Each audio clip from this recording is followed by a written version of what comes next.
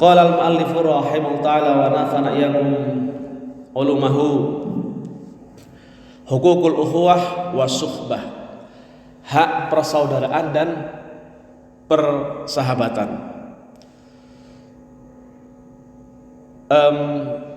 Kalau di dalam Al-Quran Allah berfirman, innamal mu'minuna ikhwah, antar sesama orang muslim, orang-orang beriman adalah saudara.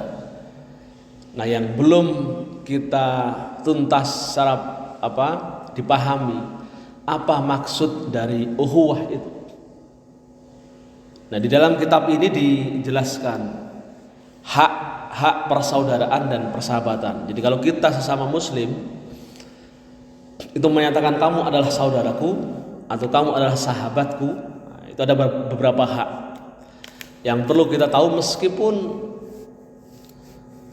untuk menjalankan ini lumayan berat, karena setidaknya ada 9 hal.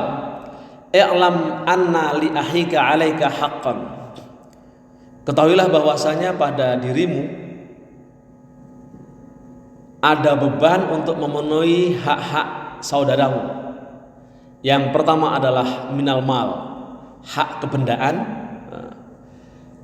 wa fil i'anati bin nafsi, saling menjaga nyawa, ada hak kebendaan, kehartaan, menjaga nyawa, wa fil lisan, dan juga menjaga lisan, wal qalbu, dan menjaga hati, wa fil afwi, dan menjaga permaafan. Jadi menjaga maaf, wa fid du'a, dan doa, wa fil wafa wal ikhlas, dan dalam hal memenuhi kebutuhan dan keikhlasan, wa fit takhfif, dan meringankan beban, wa fit tarkit taqalluf wa taklif, dan juga meninggalkan hukum pembebanan.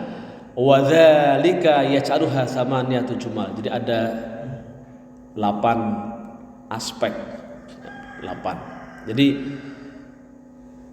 dari harta, menjaga nyawa. Nah, ini biasanya kita yang baru melaksanakan baru wafid doa, kan yang sering baru kita penuhi baru wafid doa, astaghfirullah li wa walidayya, kan wali jamil muslimina wal muslimat. Itu udah kita sudah memenuhi di doa karena sering mendoakan saudara kita.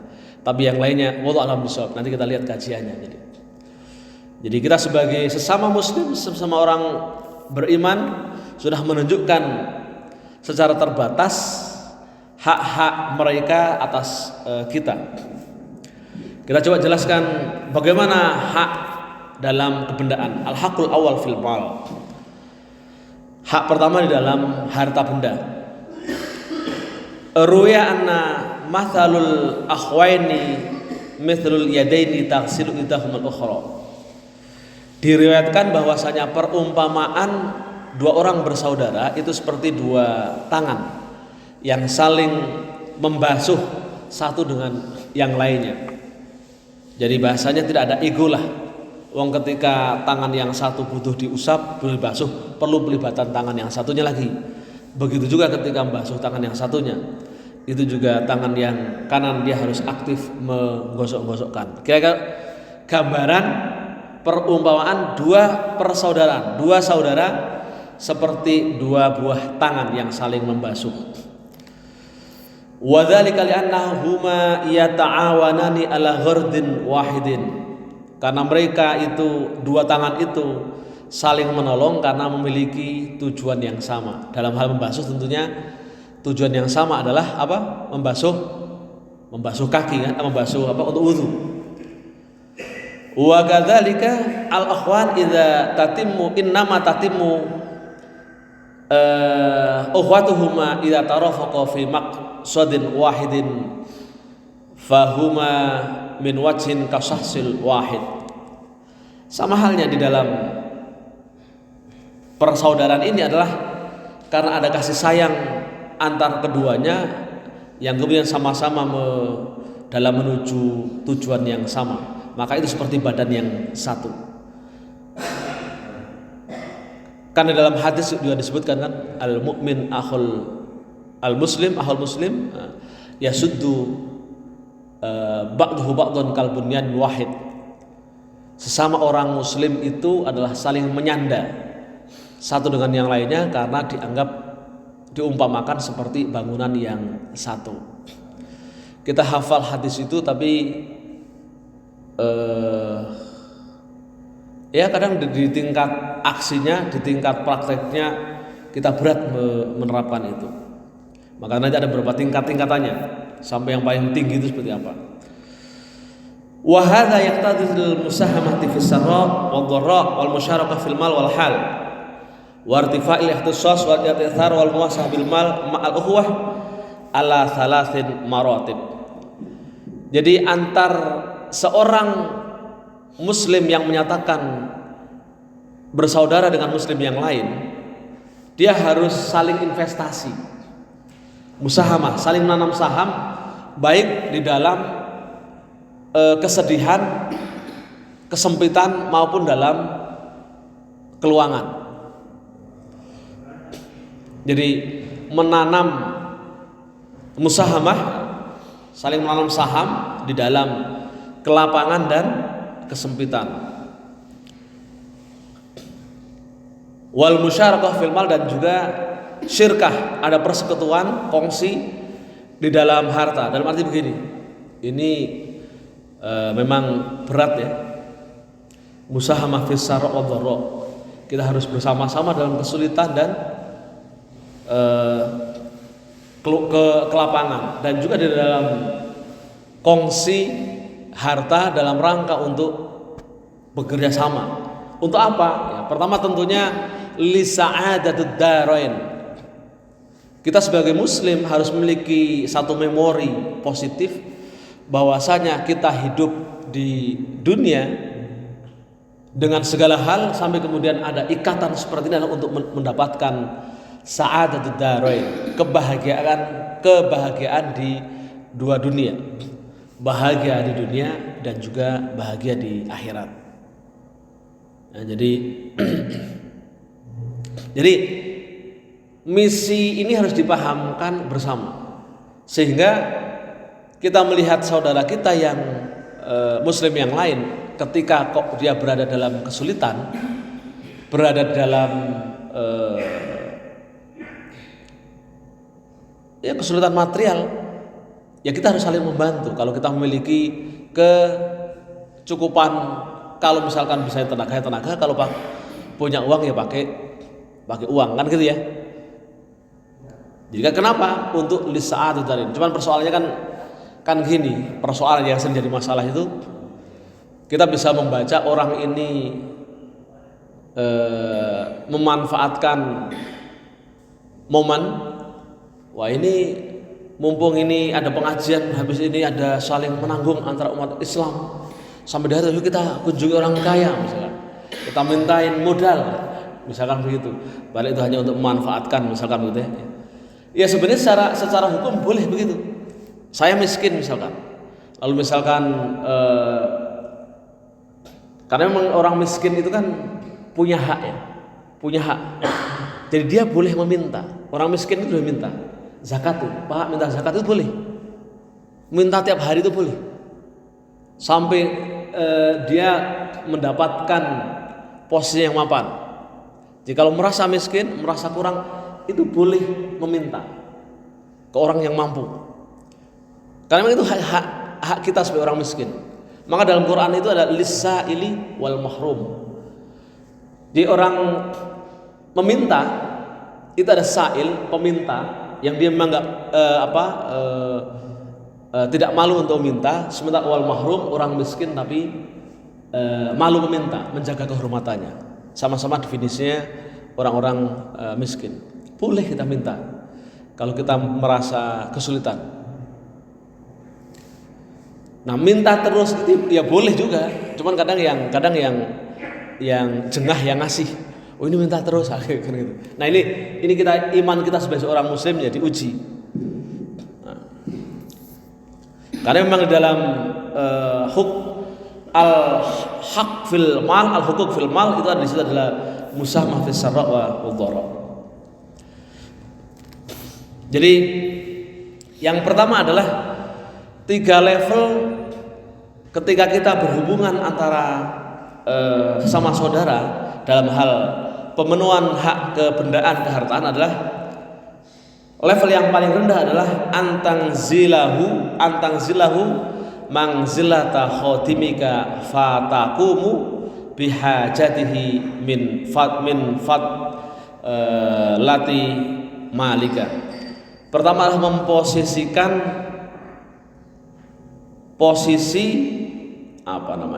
posisi khotim, orang yang membantu memenuhi kebutuhannya dari memanfaatkan kelebihan hartanya. Jadi kalau kita punya kelebihan harta itu dipakai untuk membantu memenuhi kebutuhan saudara muslim kita, itu sudah memenuhi hak kebendaan saudara muslim kita, dan itu yang paling rendah, level yang paling rendah. Jadi kita mensuplai kebutuhannya gitu, dari harta kelebihan kita. Kita punya uang misalkan untuk pemenuhan kebutuhan sebulan misalkan, punya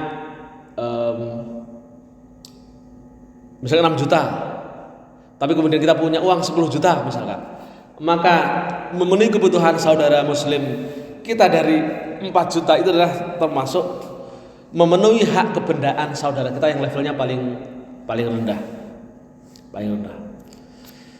Jadi wakanat indaka fadlatun min hajatika a'taitahu ibtidaan walam wajhu ila su'al fa in wastahu ila su'al fa huwa ghayatu taksir fi haqqil ukhuwah. Jadi memenuhi kebutuhannya. Jadi sebagai langkah awal memperkuat menumbuhkan semangat persaudaraan antar orang beriman atau antar muslim. Lalu level yang kedua adalah antang zilahu mangzilata nafsika wa tarudha bi musyarakatihi iyyaka fi malika wa nuzulihi manzilatika hatta tasmahu bi musyaqaratihi fil mal. Level yang kedua adalah ini udah level yang kedua, memposisikan saudara kita, saudara seiman dan seagama kita, kita sudah seperti mereka, atau mereka sudah seperti kita, sehingga kemudian ketika mereka seperti kita, maka di situ adalah ridho di dalam perkongsian, mengelola harta bersama. Nah, ini udah lebih berat lagi. Jadi harta yang kita punya itu diolah bersama. Jadi hak level yang kedua. Saya kira yang menurut kita orang secara umum masih rata-rata level yang paling rendah, membelanjakan harta kita untuk memenuhi kebutuhan mereka. Kalau udah turut campur dalam pengelolaan harta kita, itu mesti berat di sini. Ini level yang kedua. Level yang ketiga, hiyal ulya an tu'athiru ala nafsika wa taqaddama hajatuhu ala hajatika wa hadhi ratbatu siddiqin wa muntaha ratbatul mutahabbin. Yang ketiga adalah derajat orang yang disebut sebagai derajat orang saling mencintai atau orang siddiqin. Ini seperti derajat apa yang dicontohkan oleh Abu Bakar Siddiq. Sayyidina Abu Bakar Siddiq ketika berbicara tentang hartanya itu dibelanjakan semua untuk kepentingan umat Islam, sampai beliau hanya punya nol modal. Hartanya diberikan ke umat Islam saat itu membantu perjuangan Rasulullah. Nah, ini ratbatus siddiqin, kalau sudah sampai begitu. Jadi kebutuhan saudara kita yang muslim diutamakan daripada kebutuhan dirinya. Ya, ini level wali yang sudah nggak butuh harta. Ya, kan Abu Bakar Siddiq kan sudah nggak butuh harta. Maka ketika ditanya, ya Abu Bakar, kalau hartamu itu diberikan untuk perjuangan Rasulullah, lalu kamu makannya gimana? Jawab Abu Bakar, kan saya percayakan nyawaku pada Allah, kan begitu. Ya, kayak gitu kan kita belum bisa sampai sana, karena keimanan kita masih setengah hati. Di dalam hal harta benda, paling yang tadi kita maksimal masih bisa yang kita memenuhi kebutuhan dari kelebihan harta kita. Jadi itu level hak. Jadi hakikatnya dalam hal kebendaan, harta benda, ada hak-hak saudara kita terhadap pada harta kita. Jadi kalau misalkan ada orang minta, ada orang yang memang dia miskin minta, ya memang harus kita beli. Kalau kita punya harus kita beri. Ya minimal itu yang paling level paling rendah kan, kita penuhi kebutuhannya. Karena memang ya, lalu kemudian pertanyaan, apakah kemudian ketika kita bekerja itu tujuannya adalah untuk memenuhi kebutuhan orang lain? Nah, inilah yang kemudian menjadi satu diskusi, karena dalam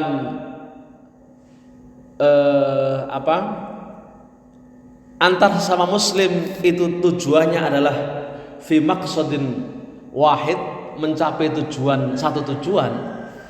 Maka kalau dari pahami dari teks ini, maka antar sesama muslim harus punya kesepahaman bahwasanya apa yang dikatakan Rasulullah, al muslim atau al mukmin akhul mukmin atau al muslim akhul muslim, kal bunyan yasuddu ba'dahu ba'dhan, antar sesama muslim itu seperti sebuah bangunan yang saling menyanda satu dengan yang lainnya.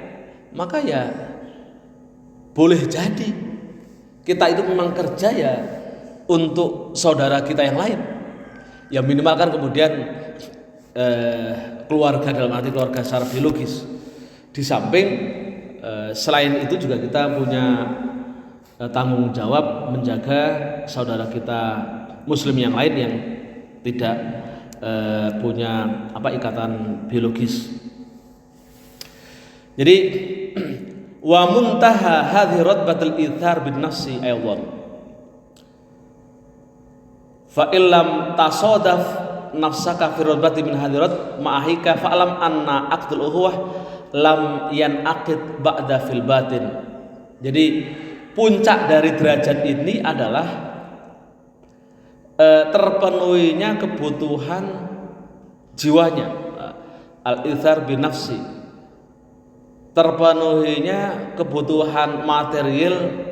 Jadi ini yang sebenarnya semangat sebagian saudara kita ketika mau menolong orang-orang, membantu saudara sama muslim ya,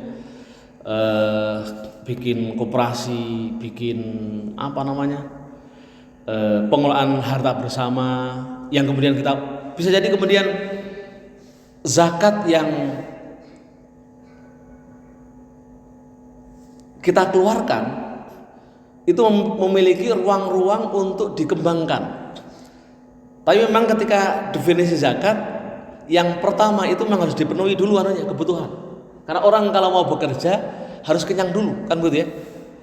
Jadi kalau kita misalkan nih kumpulan orang-orang kaya di kampung kita, kumpul mengeluarkan zakat, lalu dikumpulkan mau dikelola. Nah, sebelum dikelola, jika itu diniatkan untuk membantu saudara kita muslim yang lainnya, maka pastikan yang lapar itu kenyang dulu. Maka zakat tahap pertama adalah zakat yang bukan produktif, ya zakat konsumtif. Kalau sudah kenyang baru kemudian zakat itu bisa dikelola. Misalkan zakat mal tidak langsung dimakan, dikasihkan ke fakir miskin, bisa dikelola misalkan untuk usaha apa di sini misalkan ya dikembangkan ya, entah warung, entah usaha yang lain. Nah, tapi itu jangan lakukan itu dulu sebelum kebutuhan dasarnya terpenuhi. Nah, jadi pengelolaan zakat produktif itu adalah setelah zakat kebutuhan dasar saudara kita itu terpenuhi.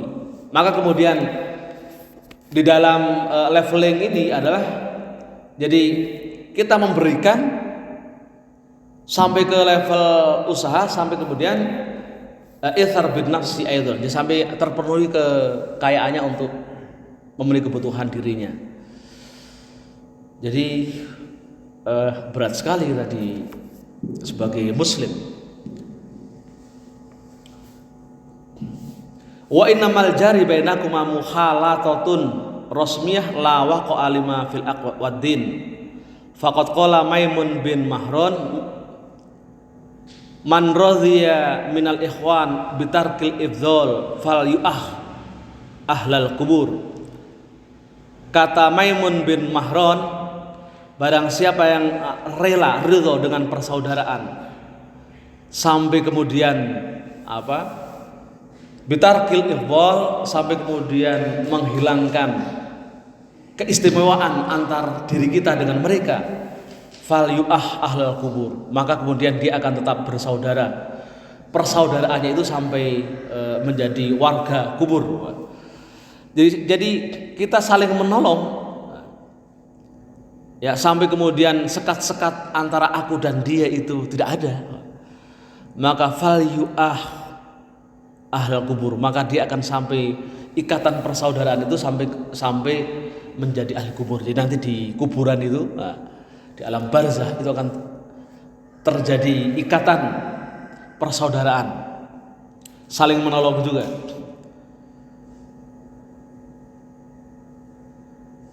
Wa amma darajatul ula falaysat aidan mardiyatan inda dawiddin. Sementara derajat awal falaysat aidan mardiyatan inda dawiddin. Derajat yang awal itu tidak sampai mencerminkan kesukarelaan dalam hal agama. Yang tadi yang kalau misalkan kita memberikan kelebihan harta kita untuk memenuhi kebutuhan saudara muslim yang kita, itu tidak sampai kepada mardiyatan inda dawiddin, tidak sampai ke saling kerelaan pada level agama. Dalam arti ya tidak sampai value ahlal kubur, tidak sampai terjadi ikatan persaudaraan sampai di alam barzah di situ.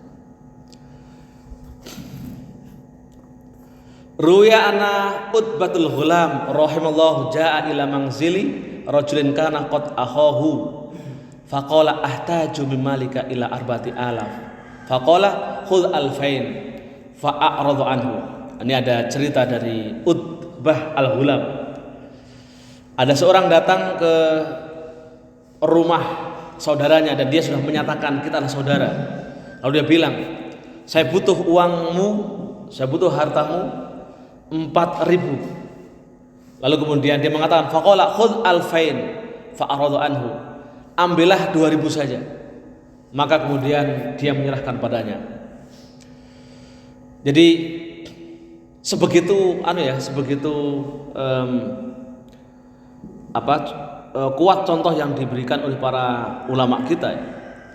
Jadi minta harta 4.000 lalu kemudian diberikan separuh.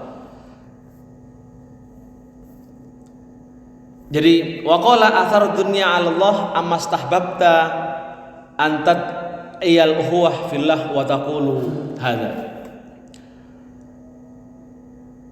Nah, ini adalah contoh-contoh yang sebenarnya kalau kita diminta hartanya masih separuh memberikan, itu belum sampai mendapatkan derajat rutbatul ulya, level yang tertinggi. Ya, jadi memang kalau mau menjadi sufi ini ujiannya. Wa amma rutbatul ulya fa hiya allati wasafallahu ta'ala lil mu'minin biha fi qoulihi wa amruhum syura bainahum wa mimma razaqnahum yunfikun.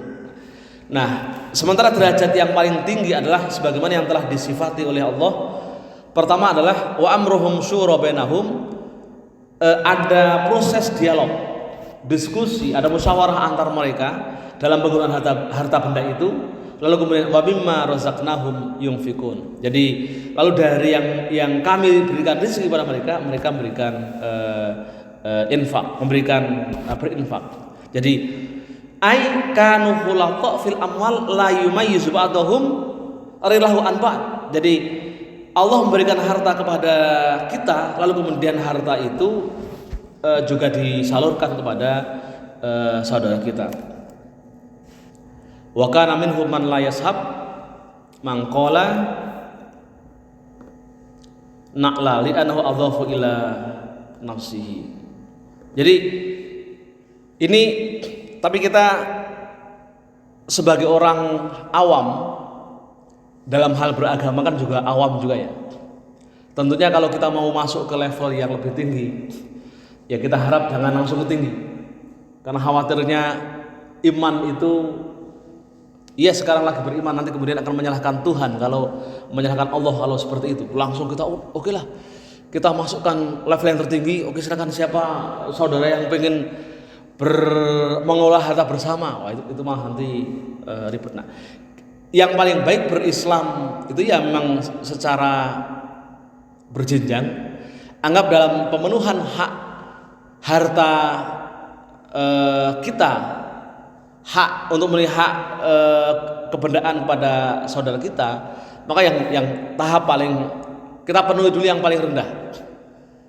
Kelebihan kita biasa menginfakkan, kita bisa memberikan kelebihan harta kita, itu dianggap sebagai rotbatul adna, level yang paling rendah. Kalau itu sudah bisa kita lakukan, maka nanti naik ke jenjang setelahnya. Saya ada beberapa kawan yang mengikuti yang model ajaran yang lebih langsung ekstrim begitu ya.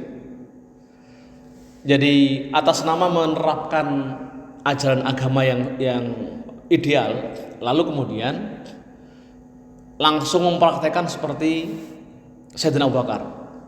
Jadi dalam satu komunitas itu dia berusaha ada jualan, ada apa, habis itu jadi orang kaya. Habis itu jadi orang kaya, rumah itu bagus, kekayaan melimpah. Setelah kaya, itu rumah dan harta itu diberikan ke umat. Ada yang begitu. Dan memang tidak semua orang kuat begitu. Saya sendiri termasuk nggak kuat. Ada begitu, habis kaya bekerja itu kan. Untuk apa? Alasannya untuk tidak terikat dengan harta benda. Jadi kerja, habis itu kaya gitu kan. Ya punya mobil, punya rumah, habis itu dinolkan. Mobil, harta, nolkan. Lalu itu belajarin nol lagi sampai 2-3 kali. Dan itu unik gitu. Ya. Memang kalau dalam kacamata kita orang awam, wah ini sesat nih. Kan gitu ya. Sesat nih, membuat sengsara bagi orang-orang tertentu. Tapi bagi orang-orang yang memiliki kadar keimanan dan keyakinan, yang enggak gitu enggak masalah. Karena memang dia sedang berlatih untuk tidak untuk tidak terikat dengan dunia. Sehingga sekali punya uang dikorbankan gitu. Seperti Sayyidina Abu Bakar, punya uang sampai 100% diinfakkan. Wah, itu memang kalau sudah begitu udah rutbah yang paling a'la, paling tinggi. Tingkatan yang paling tinggi, tapi kita sebagai orang awam tidak yakin bisa sampai mengimplementasikan sampai ke sana. Nah, okelah kita ambil yang paling rendah saja. Kita punya kelebihan, minimal itu sajalah. Itu yang paling aman di atas rata-rata kan. Khawatirnya nanti setelah begitu kita malah mencaci maki Allah. Wah, ini ajaran apa nih? Malah kan. Kita yang paling rendah. Karena kita Islam kita orang awam.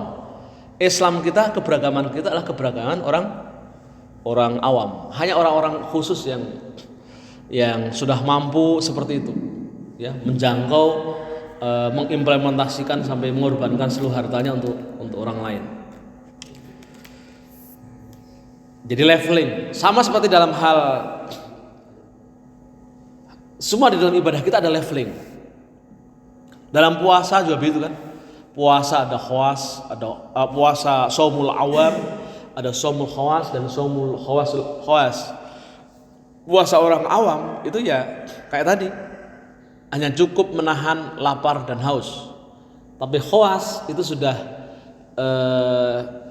menjauhi dari seluruh hal-hal yang membatalkan, baik yang makruh. Kalau khawas udah beda lagi. Sholat juga gitu. Sholat juga ada sholat awam, ada khawas dan khawas. Kalau kita itu sholat masih sholat awam.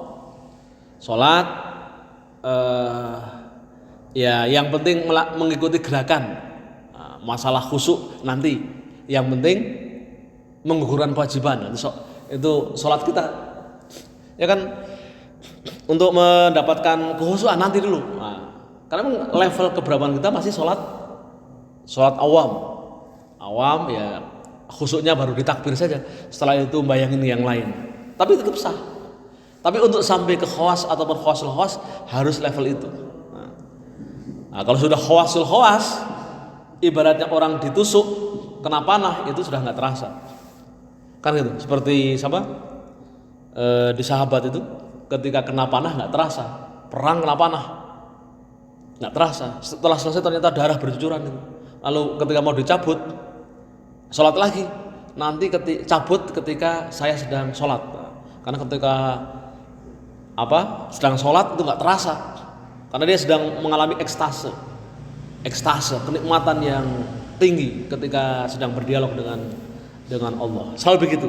Nah, tapi lagi-lagi kita masih tahap awal. Kalau mau sampai ke sana, yang awalnya harus dilakukan dulu. Jadi nggak usah melakukan loncatan keberagamaan karena khawatirnya kita nggak siap dalam hal pengelolaan harta benda terkait dengan pemenuhan hak saudara kita muslim yang lain. Udah kita laksanakan yang paling rendah dulu, memberikan kelebihan harta kita untuk saudara muslim yang lain. Level yang kedua saja itu juga lumayan berat, apalagi level yang ketiga yang sampai mengutamakan saudara kita di atas kepentingan kita. Itu beragama secara normal dan masuk akal. Tapi kalau kemudian kita bisa sampai ke level itu, ya itu lebih baik.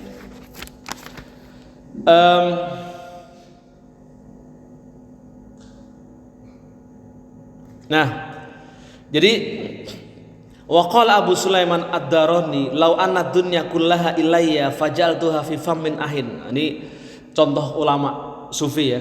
Abu Sulaiman Ad-Darani, sekiranya seluruh isi dunia itu milik saya, fajaltuha fi fammin ahi, maka aku akan menjadikannya dalam mulut saudaraku. Maksudnya akan diberikan kepada saudaranya. Min ikhwani listik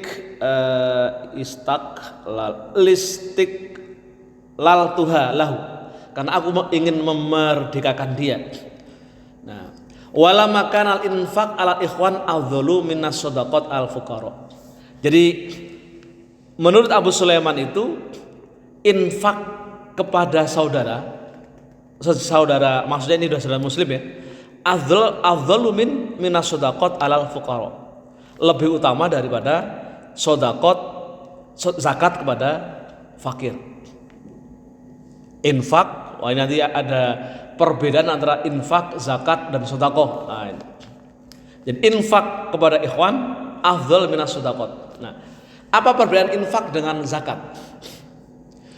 Nah, infak itu adalah sebuah pemenuhan kebutuhan orang lain karena menganggap dia adalah sudah saudara. Infak, nafkah. Maka kalau kita ngasih istri namanya, keluarga namanya nafkah. Infak itu kan kata dasarnya nafkah itu. Jadi infak kepada ikhwan saudara kita itu berarti kita sudah menganggap kalau dia adalah bagian dari kita. Kalau fuqara atau zakat itu kita masih menganggap orang lain. Maka di sini kata Abu Sulaiman, walamma kana infaq al ikhwan afdalu minas shadaqat alal fuqara.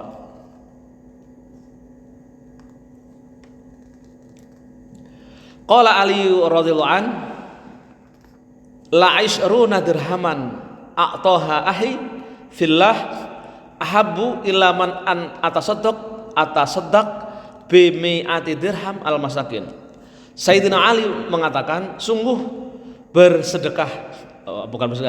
memberikan 20 dirham kepada saudaranya fillah, ya, ahi fillah, aham lebih dicintai daripada berzakat, bersedekah 100 dirham kepada orang miskin. Jadi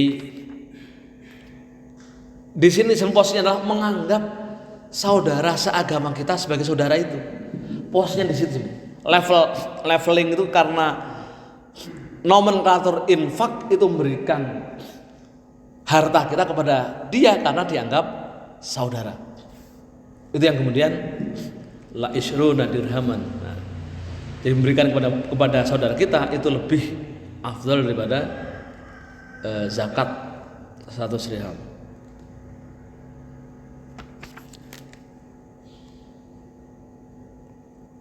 Oke, wallahu a'lam bishawab. Dari sini ada yang mau disusulkan? Silakan.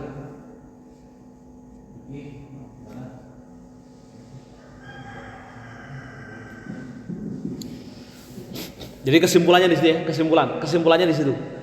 Menganggap saudara seagama kita sebagai saudara kita itu adalah memiliki derajat yang lebih tinggi.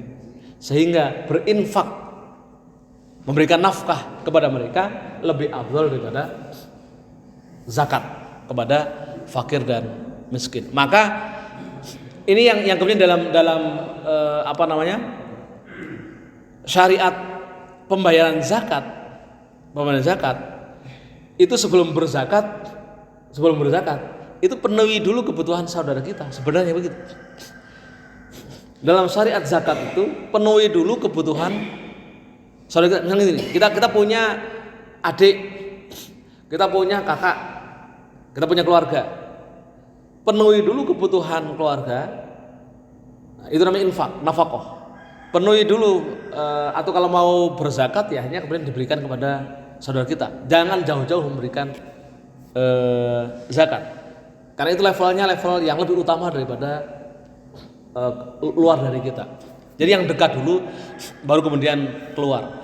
Maka kalau mau dibedakan istilahnya ke kerabat kita itu disebut infak, nafkah. Baru ke orang lain disebut zakat. Nah ini kok kemudian kita sudah menganggap orang lain diberikan nafkah bukan zakat, itu jauh lebih mulia daripada zakat. Karena menganggap dia adalah keluarga kita, maka sudah layaknya diberikan nafkah. Kalau memberikan nafkah nggak usah ngitung-ngitung lagi pakai persentase 2,5%, nggak usah. Kalau udah nafkah kan itu nggak mikir kan. Apa kita kalau memberikan ke istri atau ke keluarga kita ini 2,5% dari saya kan tidak kan? Gaji ini kelola kan begitu. Nah itu nafkah. Nah sama dengan tadi saudara kita yang sudah dianggap sebagai saudara ya kita memberikan nggak usah ngitung-ngitung 2,5%, 5% kayak zakat. Nih, itu lebih mendapatkan keafdalan. Oke, kita akhiri. Sekali lagi mudah-mudahan bahwa manfaat dan berkah bagi kita semua. Yang jelas